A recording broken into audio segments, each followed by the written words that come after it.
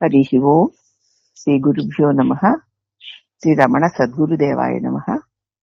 శ్రీ రమణ భాషణంలో September 16, 1938.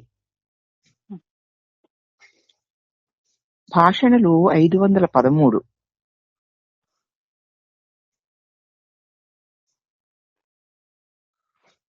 Major Chadwick గారు మళ్లీ తాను పద్య రూపంలో రాసిన మంచి అనువాదాన్ని చదవమని శ్రీ భగవాన్ కి అందించారు.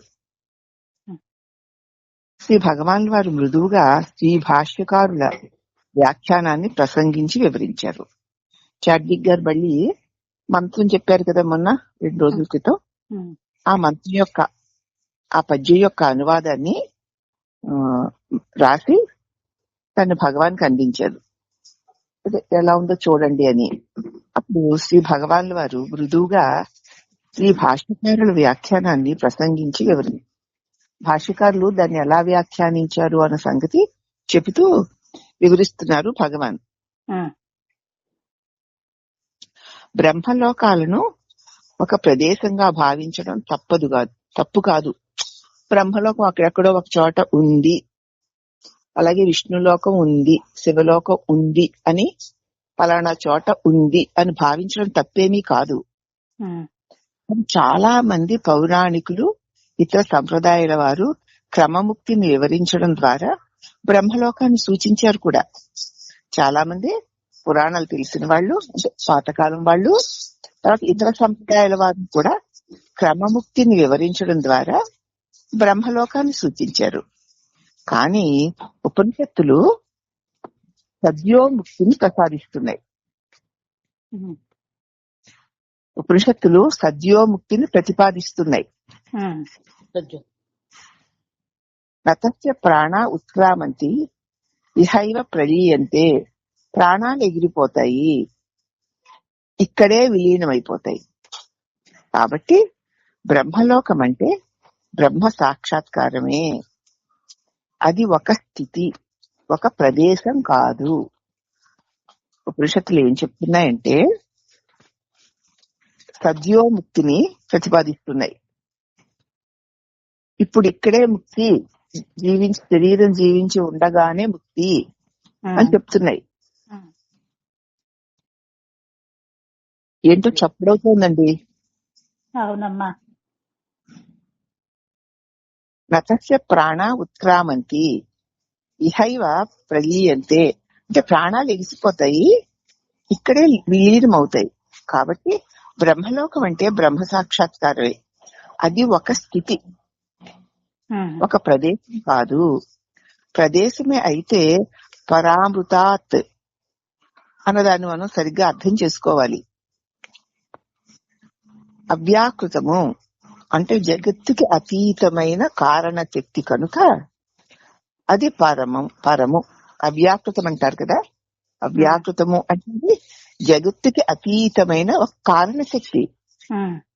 జగత్ కారణ శక్తి అది జగత్తుకి అతీతమైంది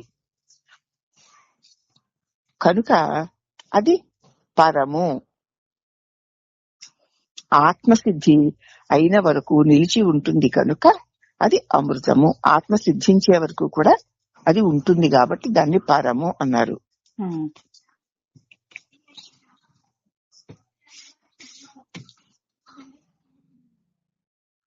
దాన్ని పైగా ఆత్మసిద్ధి అయ్యేంత వరకు నిలిచి ఉంటుంది. అంతేకాకుండా అది పరమే కాకుండా అమృతము కూడా. అందుచేత పరామృతాత్ అంటే అవ్యాకృతమని అర్థం. క్రమముక్తివాదులు మతంలో ఉపాసకుడు తన ఇష్ట దేవతా లోకానికి వెళ్తాడు. ఎవరైతే ఏ దేవతలు ఉపాసిస్తున్నారో వారు ఆ లోకానికి వెళ్తారు. శివభక్తులైతే శివ సాయుధ్యాన్ని పొందారండి అంటారు. విష్ణు భక్తులైతే పరమపదాన్ని పొందారండి అంటారు. అదే క్రైస్తవులైతే పరలోక రాజ్యానికి చేరుకున్నారు అంటారు. అట్లా వాళ్ళు ఏ నామరూపాలతో ఉన్న దేవత ఏ లోకంలో ఉన్నాడు అనుకుంటారో వారు ఆ లోకాలకి చేరుకుంటారు. వారికి అదే బ్రహ్మలోకము. అంతే, ఆ పరమ లోకానికి చేరుకోవడమే వాళ్ళకి బ్రహ్మలోకం. ఇతర లోకాలకు వెళ్లే జీవులు మరలి వచ్చి పునర్జన్మలు ఎత్తుతారు. ఆయా లోకాలకి వెళ్లిన జీవులు ఆ పుణ్యఫలం ఉన్నంతకాలం ఉండి మళ్ళీ తిరిగి జన్మనెత్తుతారు. కానీ బ్రహ్మలోకానికి పోయిన వాళ్ళు అలా కాదు. అదీ కాక ఏదో ఒక ప్రత్యేక లోకానికి పోనించే వారికి ఆ లోకాలకు చేరేందుకు తగ్గ విధానాలుంటాయి. అంతేకాకుండా ఏ లోకానికి ఎవరు వెళ్లాలని అనుకుంటారో వారికి అక్కడికి వెళ్ళడానికి వేరేవే దానికి తగినటువంటి విధానాలుంటాయి. అవును, ఏ ఊరు వెళ్లాలంటే ఆ ఊరు ఆ ట్రైనో ఆ బస్సో ఎక్కాలి కదూ. అలా ఏ లోకాలకి ఏ దేవతలను ఉపాసిస్తున్నారో వాళ్ళు ఆయా లోకాలకి వెళ్ళాలి కాబట్టి దానికి తగినటువంటి విధానాలు ఉంటాయి. వ్యక్తిలో కోరిక లేసమేమి ఉన్నంత వరకు బ్రహ్మలోకం ప్రాప్తించదు. వ్యక్తిలో కొంచెం కోరిక ఉన్నా సరే, గోరంత కోరిక ఉన్నా సరే బ్రహ్మలోకం ప్రాప్తించదు. వానికి బ్రహ్మలోకము కోర్చగలిగేది తృష్ణ. అది పూర్తిగా లేకపోవడం వల్ల మాత్రమే బ్రహ్మలోకం కలుగుతుంది. అంటే బ్రహ్మాన్ని పొందగలుగుతాం. తృష్ణ లేకపోవడం మాత్రమే, వేరే సాధన ఏమీ లేదు.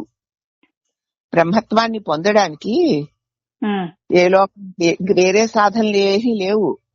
ఏ లోకాలకి వెళ్ళాలంటే ఆ లోకాలకి తగిన సాధనలు ఉన్నాయి. కానీ బ్రహ్మత్వాన్ని పొందడానికి కొంచెం కూడా కోరిక లేకుండా చేసుకుపోవడమే, అంతే, అదే సాధన. వితృష్ణ అంటే కోరికలు లేకపోవడం పునర్జననానికి నిమిత్తము అంతరిస్తుంది. కోరికలు లేకపోవడం వల్ల మళ్లీ పుట్టవలసిన అవసరం లేకుండా పోతుంది. బ్రహ్మ ఆయు ప్రమాణం ఎన్నడం అసాధ్యమే అనవచ్చు. బ్రహ్మదేవుడి యొక్క ఆయు ప్రమాణాన్ని లెక్క పెట్టడం అసాధ్యం అవ్వచ్చు. కానీ ఆయా లోకాది దేవతకు వయ పరిమితి నిశ్చయంగా ఉంటుంది. ఏ లోకాల్లో ఏ దేవతలు ఉన్నారు వాళ్ళకు కూడా ఇన్ని యుగాలు ఉంటుందన్నమాట పరిమితి. తర్వాత ఆ దేవత అక్కడ ఏదైతే దేవత అంటున్నారో దాన్ని ఆ లోకము అది పోతుంది, మళ్ళీ మరొక దేవత ఆ లోకాన్ని వెళ్తూ ఉంటుంది. సో ఒకే దేవుడు ఉండడు అక్కడ. ఆయు ప్రమాణం అయిపోయాక మళ్ళీ అక్కడ ఆ అర్హత కలిగిన వారు దేవుడై ఉంటారు. కాబట్టి ఆయా లోకాది దేవతకి వయ పరిమితి నిశ్చింతంగా ఉంటుంది. అతడు గతిస్తే ఆ లోకము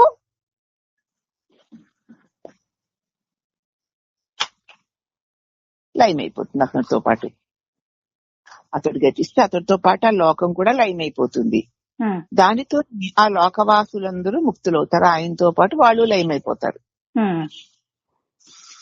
ఆత్మసిద్ధికి పూర్వం వారి వారి వ్యక్తిగత జ్ఞాన స్వభావాలలో తేడాలు ఎలాంటివైనా సరే, ఆత్మసిద్ధిని పొందడానికి ముందు వారు వ్యక్తిగతంగా వేర్వేరు ఏ స్వభావాల్లో ఉన్నా, ఎన్ని తేడాలున్నా కూడా ఆ లోకానికి చేరిన తర్వాత ఆ దేవత ఎప్పుడైతే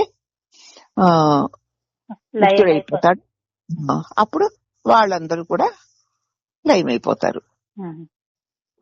క్రమముక్తివాదులు సజ్జోముక్తివాదులను ఒప్పుకోరు. ఇది చేశాక అక్కడికి, అది చేశాక ఇక్కడికి, ఇంకా చేయాలి, ఇలా చేయాలి, ఇలా చేస్తే ఇలా చేస్తే పొందే ముక్తి గాని సజ్జోముక్తి అంటే వాళ్ళు ఒప్పుకోరు. ఎందుకంటే అవిద్యా నష్ట సమయంలోనే జ్ఞానికి దేహభావం నశిస్తుంది. అజ్ఞానం ఎప్పుడు పోయిందో దేహభావన కూడా అజ్ఞానమై ఉండడం చేత దేహభావన కూడా పోతుంది అతనికి. అప్పుడు దేహభావన నశిస్తే ఇంకేముంది? లోకాలు లేవు, లోకేశులు లేరు, దాన్ని పొందడాలు లేవు. దేహాన్ని బట్టే ఇవన్నీను. అవునమ్మా. అయితే మరి అతడు ఈ దేహంలో జీవిస్తూనే ఉంటాడు. ఇక్కడ అదే జీవన్ముక్తి. ఇక్కడ ఈ దేహం ఉండగానే అతనికి నేను దేహాన్నన్న భావన నశించేసరికి అవిద్య నష్టం చేత దేహాత్మ భావన జ్ఞానికి నశిస్తుంది. కానీ అదే సజ్జోముక్తి అంటే. కానీ అతడు దేహంతో జీవిస్తూనే ఉంటాడు. వారు అడిగేది ఇది, మనస్సు లేక దేహం ఎలా పనిచేస్తుంది అని. మీరు సజ్జోముక్తి అంటున్నారు, శరీరం ఉండగానే ముక్తిని పొందవచ్చును అని మీరు అంటున్నారు. ఎలా కుదురుతుందండి? మనస్సు లేకుండా దేహం పనిచేయదు కదా. మనస్సు ఉండాలంటే దేహం ఉండాలి, దేహం పనిచేయాలంటే మనస్సు ఉండాలి. దేహం ఉండగా ఇక ముక్తి ఎట్లా కలుగుతుంది అంటారు వాళ్ళు. దీనికి సమాధానం కొంత విపులంగానే వివరించవలసి ఉంది. చాలా వివరంగా చెప్తే తప్ప దీని సమాధానం అందరూ అంగీకరించలేరు. అయితే జ్ఞానము అజ్ఞానముతో అసంగతము కాదు. అంటే జ్ఞానము అజ్ఞానముతో పొసగకపోవడం అన్నది లేదు. జ్ఞానానికి అజ్ఞానానికి పొసగదు అని అనుకోవద్దు. పొసగకపోవడం అన్నది లేదు. ఎందుకంటే ఆత్మ దాని శుద్ధ స్థితిలో అజ్ఞాన బీజంతో కలిసి నిద్రలో ఉంటుంది. నేను దాని శుద్ధ స్థితిలో అజ్ఞాన బీజంతో కలిసి నిద్రలో ఉంటుంది. ఇప్పుడు మన నిద్రలో మనం అలాగే ఉన్నాం. మన స్వరూపంలో మనం బీజ రూపంలో ములిగి ఉన్నాం. అది నిద్ర. జాగ్రత్త స్వప్న అవస్థలలోనే అసంబద్ధతలు కలుగుతున్నాయి. మెలకువలోను కలలోనూ వేరువేరుగా ఉండడం అనేది జరుగుతోంది. అజ్ఞానానికి ఆవరణ అంటే కప్పేయడం, విక్షేపం అంటే నానాత్వము అని 2 లక్షణాలున్నాయి. ఎందుకంటే ఆత్మ దాని శుద్ధ స్థితిలో ఉంటూ అజ్ఞాన బీజంతో కలిసి నిద్రలో ఉంటుంది. అంటే అజ్ఞానం బీజమే తానెవరో తనకి తెలియకపోవడం అనేటువంటి దానిలో ఉంటుంది. కానీ జాగ్రత్త స్వప్న అవస్థల్లో ఈ అసంబద్ధత అంతా కనపడుతూ ఉంటుంది.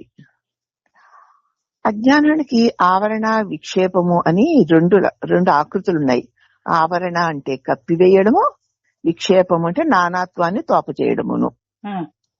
వీటిలో ఆవరణ సత్యాన్ని కప్పిపుచ్చే తెర. ఈ స్వరూపాన్ని ఈ ఆవరణ కప్పేస్తుంది. అది నిద్రలో ప్రబలంగా ఉంటుంది, బాగా దట్టంగా ఉంటుంది నిద్రలో. విక్షేపం అంటే నానాత్వాన్ని, అంటే వేరు వేరు కాలాలలోని కార్యకలాపాలన్నమాట. ఇది నానాత్వము కలిగించి జాగ్రత్త స్వప్నాలలో ప్రబలంగా ఆవరించి ఉంటుంది ఈ ఆవరణ.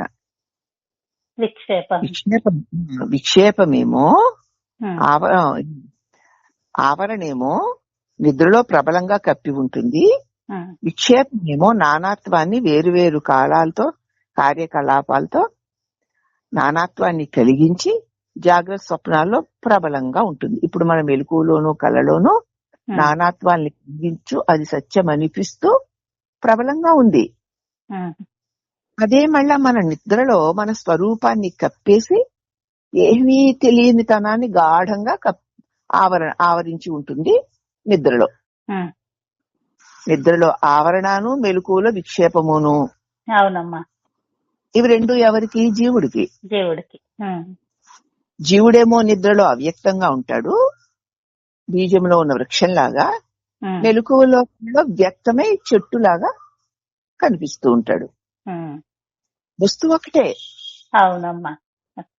వ్యక్తమైతే నానాత్వంతో కూడిన జగత్తు, దీన్ని విక్షేపం అంటారు. అవ్యక్తమైతే తానెవరో తనకి తెలియనటువంటి అజ్ఞానము, దీన్ని ఆవరణ అంటారు. అర్థమైందా? బాగా అయ్యిందమ్మా. ఇవి 2 ఈ జీవుణ్ణి ఇలాగా అజ్ఞానంతో కప్పివేసి ఉంచుతున్నాయి. ఆవరణం అనే ఆ తెర గనక తొలగిపోతే సత్యం గోచరిస్తుంది. అది జ్ఞానికి తొలగిపోయింది కాబట్టి ఆయనకు కారణ శరీరమే నశించిపోయింది, అజ్ఞానం నశించిపోయింది. తానెవరో తనకి స్పష్టంగా తెలుసు.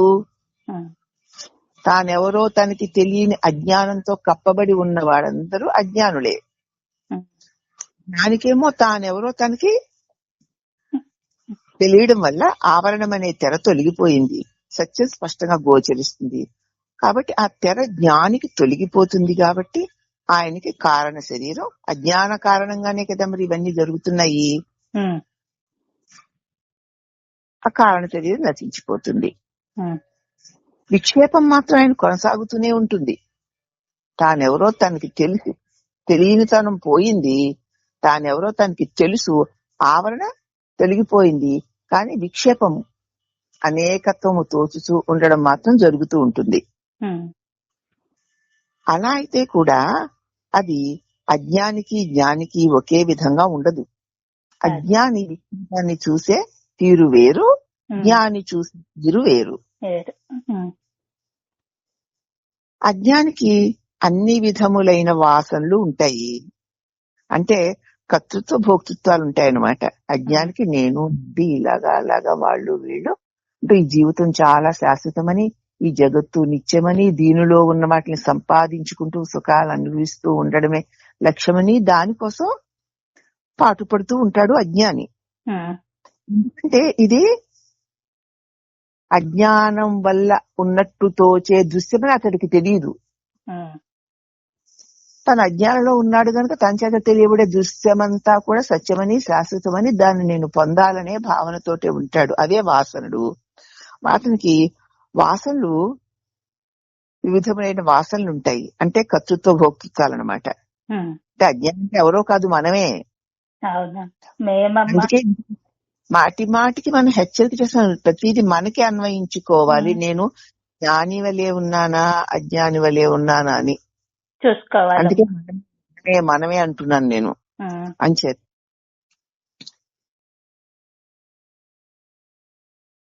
అజ్ఞానికి అన్ని వివిధములైన వాసనలు ఉన్నాయి, అంటే కర్తృత్వ భోక్తృత్వాలు ఉంటాయి. కానీ జ్ఞానికి కర్తృత్వ భావం నశించిపోయింది.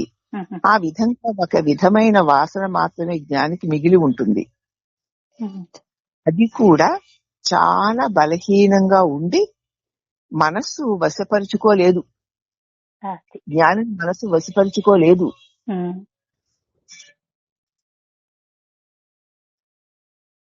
ఎందుకంటే ఆయన ఎప్పుడూ ఆత్మ యొక్క సచ్చిదానంద స్వభావపు ఎరుకలో ఉంటాడు గనక. అక్కడ మనసు యొక్క వాసనతోటి, మనసు వల్ల తెలియబడుతున్న జగత్తుతోటి ఏ సంబంధం పెట్టుకోకుండా తన ఆత్మస్వరూపపు ఎరుకలో ఉంటాడు గనక మనసు అతన్ని వశపరుచుకోలేదు. క్షీణమైపోయిన భోక్తృత్వ వాసన మాత్రమే జ్ఞానిలో మిగిలి ఉన్న మనశ్శేషం. క్షీణమైపోయిన భోక్తృత్వ వాసన ఆయనకి నేను ఉంటుంది గాని ఆ నేను కాలిన తాడువలే, అతన్ని బంధించని నేను, మన నేను బంధించేసే నేను, నేను ఆయనకి నేను ఉంటుంది గాని అతన్ని బంధించదు. ఎందుకంటే ఆయన ఎప్పుడు ఆత్మ యొక్క సచ్చిదానంద స్వభావపు ఎరుకలో ఉంటాడు గనక. క్షీణమైన భోక్తృత్వ వాసన మాత్రమే జ్ఞానిలో మిగిలి ఉంటుంది, అదే మనశ్శేషం. అందువల్ల ఆయన శరీరంలో నివసిస్తున్నట్టు కనిపిస్తాడే గాని నేను శరీరంలో నివసిస్తున్నానన్న భావన ఆయన కొంచెం కూడా లేదు. ఎందుకంటే ఆయన అంతటా అన్నిటా సర్వవ్యాపకమైన సచ్చిదానంద స్వరూపమును అన్న అనుభవపు ఎరుకలో ఉంటాడు. ఇప్పుడు మనం అన్నిటా అన్ని కాలాల్లోనూ ఈ దేహము నేననే ఎరుకతో ఎంత గాఢంగా ఉన్నామో అంత గాఢంగా తన స్వరూపపు ఎరుకలో ఉంటాడు జ్ఞాని. అంచేత అతను నేను శరీరంలో నివసిస్తున్నాను అని అనుకోడు. ఇప్పుడు మనం శరీరంలో నివసిస్తున్నాను అనుకుంటున్నాం, మనకి ఆయనకి అదే తేడా. పై వివరణ నకర్మణ ఆ మంత్రానికి అన్వయిస్తే ఇలా ఉంటుంది. నకర్మణ అనే మంత్రం ఉంది కదా, దాన్ని జ్ఞాని కారణ శరీరం నశించిపోయింది, స్థూల శరీరం ప్రభావం అతని మీదకి ఉండదు. ఎప్పుడైతే అజ్ఞాన కారణమైనటువంటి నేను దేహాన్నన్న భావన నశించిపోయిందో ఈ స్థూల శరీరపు ప్రభావం అతని మీద కొంచెం కూడా ఉండదు. సర్వార్థాల అది నష్టమైపోయినట్లే. అన్ని విషయాల్లోనూ అతడికి పూర్తిగా దేహభావం నశించిపోయింది. మిగిలిన ఒక్కటి, అది సూక్ష్మ శరీరం. దానికి అతివాహిక శరీరం అని ఇంకొక పేరులేండి. సూక్ష్మ శరీరానికి ఇంకొక పేరు అతివాహిక శరీరం అని. భౌతిక కాయం వదిలిన తర్వాత అందరూ ఈ అతివాహిక శరీరాలనే ధరిస్తూ ఉంటారు. స్థూల శరీరం వదిలిన తర్వాత ఈ సూక్ష్మ శరీరంతోనే ఉంటారు అందరూ, జీవులందరూ. అనుకూలమైన వేరే భౌతిక కాయం తీసుకునేదాకా ఈ అతివాహికంతోనే వారు ఇతర లోకాల్లో తిరుగుతూ ఉంటారు. వాళ్ళు చేసుకున్న పుణ్యపాప ఫలితాలకు అనుగుణంగా ఆయా లోకాలలో ఆ అతివాహిక అంటే సూక్ష్మ శరీరంతో తిరుగాడుతూ ఉంటారు. పుణ్య ఫలితం ఉన్నవాళ్ళు ఆ పుణ్య ఫలితాన్ని అందించే లోకంలో, పాప ఫలితం వాళ్ళు పాప ఫలితాలు అందించే లోకంలో తిరుగాడుతూ ఉంటారు సూక్ష్మ శరీరంతో. అంటే శరీరం పోయినా కూడా ఆయన వెళ్ళాడు అంటే అలా వెళ్ళాడు సూక్ష్మ శరీరంతో. సూక్ష్మ శరీరం అంటే భావనా శరీరంతో. ఈ సూక్ష్మ శరీరంతోనే జ్ఞాని బ్రహ్మలోకంలో సంచరిస్తాడు అని చెప్తారు. సూక్ష్మ శరీరంతో జ్ఞాని కూడా తన స్వరూపంలో, తన పరబ్రహ్మ స్థితిలో సూక్ష్మ రూపంలో సంచరిస్తూ ఉంటాడు.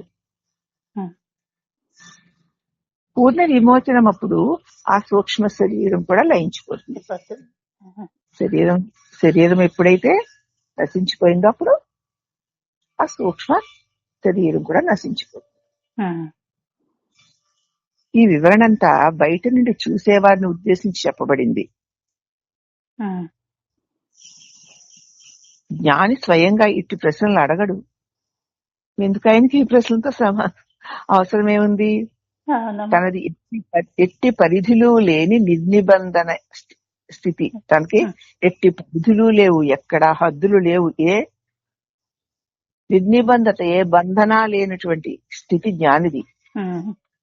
అతనికి అంతటా అన్నిటా ఏ స్వేచ్ఛగా తానుగా ఉన్నటువంటి దివ్య స్థితి కలిగి ఉన్నాడు కాబట్టి అతడికి ఏ ప్రశ్నలు ఉండవు. అప్పుడు భక్తుడు అంటే చాడ్విక్ అన్నమాట పైన చెప్పిన వివరణను బట్టి పూర్ణ మోక్షం అంటే ఎలాంటిది భగవాన్ అని అడిగాడు. మహర్షుల వారు అన్నారు, అతివాహిక లేక సూక్ష్మ శరీరము అన్నది నిద్ర మేల్కొన్న వెంటనే అహంకారము లేచే ముందు ఆ అంతరంలో అనుభవమయ్యే శుద్ధ తేజస్సుకు సమానం. సూక్ష్మ శరీరం ఉంటుంది జ్ఞానికి అన్నారు కదా, తన స్వరూపంలో తను ఉంటాడు అని చెప్పారు కదా. అది ఎలాంటిది ఆ సూక్ష్మ శరీరం అంటున్నారు కదా. మరి పూర్ణమోక్షం అంటే ఏమిటి అంటే, అతివాహిక అంటే సూక్ష్మ శరీరం అన్నది నిద్ర మేల్కొన్న వెంటనే అహంకారం లేచే ముందు పూర్తిగా నేను అన్న భావన లేకుండాను, అలాగే నేనన్నది తెలియని అజ్ఞానపు నిద్ర కాని ఒక సంధి సమయం ఉంటుంది. ఆ అంతరంలో అనుభవమయ్యే శుద్ధ తేజస్సుకు సమానం. అది ఎలా ఉంటుంది? ఇటు ఏమీ తెలియని చీకటి కాదు, అక్కడ అనేకత్వంతో కూడినటువంటి వెలుగువ కాదు, అట్టి స్థితి. అదే శుద్ధ తేజస్సుకు సమానం. అది విశ్వ చైతన్యం. అదే అది కూడా హృదయం నుంచి ప్రతిఫలించిన కాంతి. అది కూడా హృదయంలో నుంచి అనంత చైతన్యంలో నుంచి ప్రతిఫలిస్తున్న కాంతి. దాంతో ఏమీ అజ్ఞానము కప్పలేదు కదా, విక్షేపం కలగలేదు, శుద్ధంగా ఉంది. అజ్ఞానం కప్పలేదు, విక్షేపం కలగలేదు. అది శుద్ధ చైతన్య కాంతి. అది విశ్వ చైతన్యం. అది కూడా హృదయం నుంచి ప్రతిఫలించిన కాంతి. ఎప్పుడు ఆ ప్రతిబింబము పోయి హృదయంలో నిజమైన మూల కాంతిగా నిలబడుతుందో అదే పూర్ణ మోక్షం. ఎక్కడి నుంచి మరి అది ఎక్కడి నుంచి వచ్చింది? హృదయంలోంచి. శుద్ధ తేజస్సుకు సమానమే. అదేంటి? హృదయంలో నుంచి ప్రతిఫలించిన కాంతి కలిగి ఉంటాడు జీవన్ముక్తుడైన జ్ఞాని. కాంతే తానుగా ఉంటాడంతే. కాంతిలో కనబడే నానాత్వం గాని కనబడని అజ్ఞానం గాని లేకుండా ఉంటాడు. అతడు ఏమిటి మాట? హృదయంలోంచి ప్రతిఫలించిన కాంతే. ఎప్పుడైతే ఆ కాంతి తొలగిపోతుందో, ప్రతిబింబం అది కదా, దానిలో నుంచి వచ్చింది కదా. అవునమ్మా. అర్థం నీ ప్రతిబింబం ఎట్లాగో అలాగ దానిలోంచి ఆ శుద్ధ చైతన్యమే ప్రతిఫలించినటువంటి కాంతి అయి ఉండడం చేత ఈ ప్రతిబింబం పోయి హృదయంలో నిజమైన మూలకాంతిగా నిలబడుతుందో అదే పూర్ణ ప్రతిబింబం పోయింది, ఇక ఉన్నది బింబమే కదా. బింబమేమా. అదే పూర్ణ మోక్షము. అప్పుడు భక్తుడు అంటున్నాడు, యోగ వాసిష్టంలో జీవన్ముక్తిని చిత్తము అచలము అని ఉంది కదా భగవాన్ అన్నాడు. జీవన్ముక్తిని చిత్తము చెలించదు అని ఉంది అన్నాడు. అప్పుడు మహర్షి అవును, అచల చిత్తానే శుద్ధ మనస్సు, జ్ఞాని మనస్సు శుద్ధ మనస్సు. బ్రహ్మము జ్ఞాని మనస్సుకు అన్యము కాదు అని జ్ఞానవాసిష్టమే చెప్తోంది. అంటే జ్ఞాని శుద్ధ మనస్సే బ్రహ్మము, దానికంటే వేరు కాదు అని జ్ఞానవాసిష్టం కూడా చెప్తోంది. కాబట్టి యోగవాసిష్టం అడిగారు ఆయన, జీవన్ముక్తి చిత్తం అచలం అని ఉంది కదా అని ఆ భక్తుడు అడిగాడు. అవును, అచల చిత్తమే శుద్ధ మనస్సు, కదలకపోతే అది శుద్ధమైన మనస్సు. జ్ఞాని శుద్ధ మనస్సు, జ్ఞాని శుద్ధ మనస్సు అన్నమాట. అదే కదలనిది. అక్కడ కదలడానికి నిధులు ఏదో చేయడానికి ఏ సమాచారం లేదు, శుద్ధంగా ఉంది. అది అచల చిత్తం, అదే శుద్ధ మనస్సు. జ్ఞాని మనసు శుద్ధంగా ఉంటుంది, ఒక్క తలంపు గాని ఒక్క వాసన గాని లేకుండా. జ్ఞాని మనస్సుకు అన్యముగా బ్రహ్మం అంటే జ్ఞాని మనస్సు కంటే అన్యము కాదు. ఈ శుద్ధమైన జ్ఞాని మనస్సే బ్రహ్మము అని జ్ఞానవాక్యంగా చెప్పబడింది. కనుక బ్రహ్మం అంటే శుద్ధ మనస్సే. ఎక్కడికో వెళ్లి వెతుక్కోవలసింది లేదు. నీ మనస్సులో ఎటువంటి దేశకాల పరిస్థితులు కలుగుతోన్నా తొలుగుతోన్నా ఒక్క విచలితమైన తలంపు కూడా లేకపోవడం, అదే బ్రహ్మము, అదే శుద్ధ మనస్సు. అట్టి శుద్ధ మనస్సు ఉంటే అది బ్రహ్మమే అన్నారు భగవాన్. అప్పుడు ఆ భక్తుడు అంటున్నాడు, బ్రహ్మము శుద్ధ మనస్సు కావడం, బ్రహ్మము సచ్చిదానందం అవడంతో సమన్వయమా? ఆ బ్రహ్మమే శుద్ధ మనస్సుగా ఉండడం, ఆ బ్రహ్మమే సచ్చిదానందమై ఉండడం ఒకటేనా? సచ్చిదానందమై ఉన్న బ్రహ్మమే శుద్ధ మనస్సా అని అడుగుతున్నాడు. అవునమ్మా. ఎందుకంటే శుద్ధ మనస్సు కూడా పూర్ణ మోక్షంలో నశిస్తుంది కదా. మరి అప్పుడు మహర్షి శుద్ధ మనస్సును అంగీకరిస్తే జ్ఞాని యొక్క ఆనంద అనుభూతి కూడా ప్రతిబింబంగానే గణించాలి. ఈ శుద్ధ మనస్సుని మనం అంగీకరించామంటే జ్ఞాని యొక్క సచ్చిదానంద అనుభూతి అంటున్నారు కదా, అనుభూతి కూడా ప్రతిబింబంగానే గణించాలి. ఈ ప్రతిబింబం చివరికి మూల తేజస్సులో లీనం అవ్వాల్సిందే కదా. అంతసేపు ప్రతిబింబం ఉంటుంది, తను ఎప్పటికైనా బింబమే కదా. అవునమ్మా. అందుచేతనే జీవన్ముక్త స్థితిని ఒక నిర్మలమైన అద్దంలో మరొక నిర్మలమైన అద్దం యొక్క ప్రతిబింబం వంటిదని చెప్పారు. ఒక నిర్మలమైన అద్దంలో ముందు మరొక నిర్మలమైన అద్దం పెడితే ఏముంది, ప్రకాశమే ప్రతిఫలిస్తూ ఉంటుంది దీనిలోను దానిలోనూ. కాబట్టి జ్ఞాని యొక్క శుద్ధమైన మనస్సు ప్రతిబింబమైతే బ్రహ్మము బింబము. అది ఇది ఇదే అది. బ్రహ్మమే తాను రెండు అద్దాల్లో ఉన్న ప్రతిబింబాలు రెండు కలిపి ఒక్కటే అయినట్లు నీ యొక్క మనసు శుద్ధమై ఉండడం చేత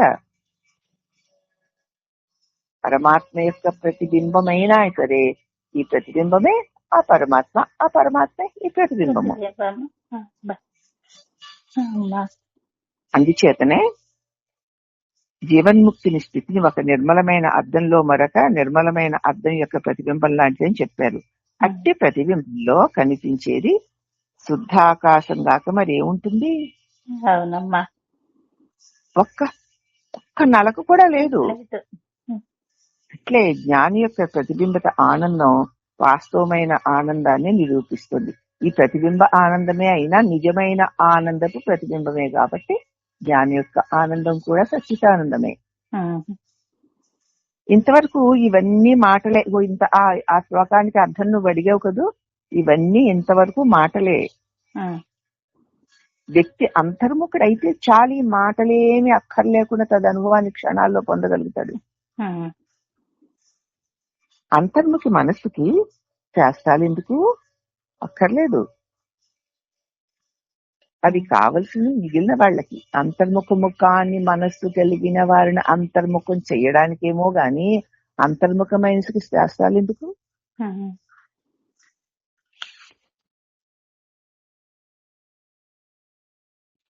అంటూ భగవాన్ ఈ శాస్త్రాలన్నీ అంతర్ముఖం కాని వారి కోసం, అంతర్ముఖం అవ్వాలి అనే కాంక్ష కలిగించడం కోసం చెప్పబడ్డాయి. అవన్నీ మాటలే.